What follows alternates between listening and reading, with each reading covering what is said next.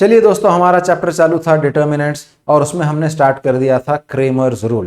Cramer's rule के अंदर हमने पिछले वीडियो में simultaneous equations with two unknowns को किस तरह से सॉल्व करेंगे ये हमने देख लिया। अब हमको इस वीडियो के अंदर देखना है simultaneous equations with three unknowns को किस तरह से सॉल्व करेंगे। तो कंसीडर कीजिए हमारे पास सपोज ये इक्वेशन है a1x plus b1y plus c1z is equal to d1, ये एक इक्वेशन है। a2x plus b2y plus c2z is equal to d2, ये एक इक्वेशन है। और a3x plus b3y plus c3z is equal to d3, ये एक इक्वेशन है। ये तीन इक्वेशंस है, साइमल्टेनियस इक्वेशंस है। और आप इसके अंदर देख सकते हैं तीन अननोन्स है। वो अननोन्स कौन से हैं? x, y और z। अब साइमल्टेनियस इक्वेशंस का सोल्यूशन निकालना मतलब x, y, z की वैल्यू कैलकुलेट करके निकालना है। अब हम क्रेमर्स रूल देख रहे हैं, तो बाय क्रेमर्स रूल हमारे पास x, y, z का ऑलरेडी फॉर्मूला है। वो फॉर्मूला क्या है? अगर आपको x की वैल्यू निकालना है तो वो है dx अपॉन d। अगर आपको y की वैल्यू निकालना है तो वो है dy upon d। And similarly अगर हमको z की वैल्यू निकालना है तो वो है dz अपॉन d। अब इसके अंदर d क्या है, dz क्या है, dx क्या है, dy क्या है, ये चारों भी चीजें क्या है? ये बेसिकली ये डिटर्मिनेंट्स है। इसके अंदर हम सबसे पहले देखेंगे d। अब d जो है एक डिटर्मिनेंट है और d एक 3/3 डिटर्मिनेंट है। क्योंकि यहां पर तीन अननोन्स है इसलिए थर्ड ऑर्डर डिटर्मिनेंट बनेगा। अगर दो अननोन्स है तो सेकेंड ऑर्डर डिटर्मिनेंट बनेगा। अब डिटर्मिनेंट d के कंटेंट्स क्या क्या है, उसके एलिमेंट्स क्या क्या है। इसके अंदर तीन कॉलम है, तो जो तीन कॉलम हमको मिलेंगे वो बेसिकली x, y और z के कोएफिशिएंट्स मिलेंगे। पहले कॉलम के अंदर हमको x के कोएफिशिएंट्स मिल गए, दूसरे कॉलम के अंदर हमको मिलेंगे y के कोएफिशिएंट्स, ठीक है, b1, b2, b3 आप देख सकते हैं। और उसी तरह से आपको तीसरे कॉलम के अंदर मिलेंगे z के कोएफिशिएंट्स c1, c2, c3।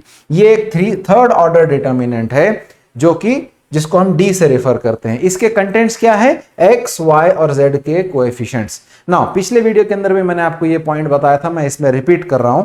जब हम ये डिटर्मिनेंट बनाते हैं, डिटर्मिनेंट d जिस वक्त बनाते हैं, तो आप इस बात का पहले ध्यान दीजिए कि ये जो साइमल्टेनियस इक्वेशंस है इसका फॉर्मेट सही होना चाहिए।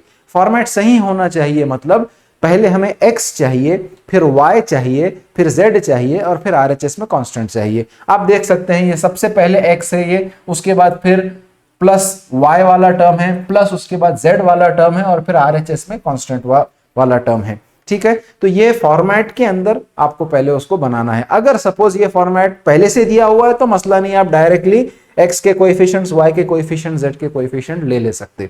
लेकिन अगर ये फॉर्मेट नहीं है, आगे पीछे है, सपोज किसी इक्वेशन के अंदर पहले y दे दिया या पहले z दे दिया, x, y, z ये ऑर्डर में नहीं देते हुए कोई भी दूसरा वेरिएबल पहले दे दिया, x को बाद में दे दिया, या x, y, z में से कोई वैल्यू RHS में दे दिया उसने, या RHS में रहने वाले कांस्टेंट को उसने LHS में प्लेस कर दिया, तो ये अलग अलग जगह पर हो सकते हैं। तो ये फॉर्मेट में आने के बाद ही हम जो है डिटर्मिनेंट d कैलकुलेट करके निकालेंगे। ठीक है, अभी हमें डिटर्मिनेंट d मिल गया जिसके अंदर x, y और z के कोएफिशिएंट्स है। अब अगला स्टेप क्या है? अगला स्टेप है डिटर्मिनेंट dx बनाना है। अब dx क्या है? dx बेसिकली यही वाला जो डिटर्मिनेंट है, हम ये डिटर्मिनेंट ले लेंगे। अब इस डिटर्मिनेंट के अंदर हम क्या करेंगे, ये देखिए आप देख सकते हैं ये पहला कॉलम x का कॉलम है, x के कोएफिशिएंट का कॉलम है, दूसरा कॉलम y के कोएफिशिएंट का कॉलम है और ये तीसरा कॉलम z के कोएफिशिएंट का कॉलम है। ठीक है, तो जब हम dx कैलकुलेट करके निकाल रहे हैं तो हम क्या करेंगे, x वाले कॉलम को एलिमिनेट कर देंगे, x के कोएफिशिएंट के कॉलम को एलिमिनेट कर देंगे और उसको रिप्लेस कर देंगे RHS के साथ। ये जो d1, d2, d3 हमारे पास है उसको हम x के कॉलम में प्लेस कर देंगे। ये हमें मिल गया डिटर्मिनेंट dx। उसी तरह से अब हमको dy कैलकुलेट करना है, तो अब dy कैसे कैलकुलेट करेंगे? वंस अगेन ये जो डिटर्मिनेंट d है उसको हम एज इट इज ले लेंगे। ठीक है, हमने ये इसको एज इट इज ले लिया। अब इसके अंदर ये x का कॉलम, x के कोएफिशिएंट का कॉलम, y के कोएफिशिएंट का कॉलम, z के कोएफिशिएंट का कॉलम। क्योंकि हम dy कैलकुलेट कर रहे हैं तो हम क्या करेंगे, y के कोएफिशिएंट्स के कॉलम को हम वहां से हटा देंगे और उसको रिप्लेस कर देंगे RHS के क्वांटिटीज के साथ। देखिए d1, d2, d3 हमने यहां पर प्लेस कर दिया। उसी तरह ये हमारे पास आ गया dy डिटर्मिनेंट। अब हमको निकालना है आखिरी चीज dz डिटर्मिनेंट। dz डिटर्मिनेंट भी उसी तरीके से निकालेंगे। ये जो डिटर्मिनेंट d है इसको एज इट इज हम ले लेंगे। इसको एज इट इज ले लेने के बाद अब ये जो x के कोएफिशिएंट का कॉलम है, ये y के कोएफिशिएंट का कॉलम है, ये z के कोएफिशिएंट का कॉलम है। तो क्योंकि हम dz निकाल रहे हैं तो z के कोएफिशिएंट के कॉलम को हम एलिमिनेट कर देंगे, वहां से हटा देंगे और उसको रिप्लेस कर देंगे ये जो सिस्टम ऑफ साइमल्टेनियस इक्वेशन है उसके RHS वैल्यूज के साथ, यानी कांस्टेंट्स के साथ। तो हमने यहां पर d1 d2 d3 के साथ उसको रिप्लेस कर दिया। अब क्या करना है, ये डिटर्मिनेंट d को इवैल्यूएट करेंगे, डिटर्मिनेंट dx को इवैल्यूएट करेंगे, डिटर्मिनेंट dy को इवैल्यूएट करेंगे, डिटर्मिनेंट dz को इवैल्यूएट करेंगे। अब ये थर्ड ऑर्डर डिटर्मिनेंट्स है, 3/3 डिटर्मिनेंट्स है।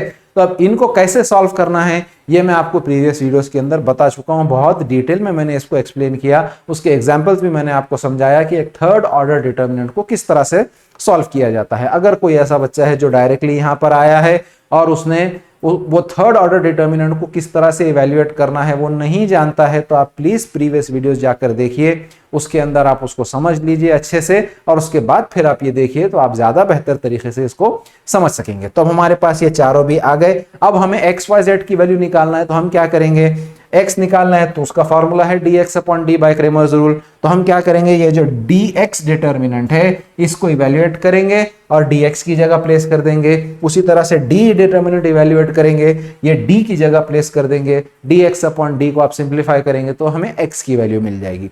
उसी तरह से हम dy डिटर्मिनेंट को इवैल्यूएट करेंगे, dy की जगह पे प्लेस करेंगे, डिटर्मिनेंट d की वैल्यू तो हम सॉल्व कर चुके हैं, उसको हम d की जगह प्लेस करेंगे।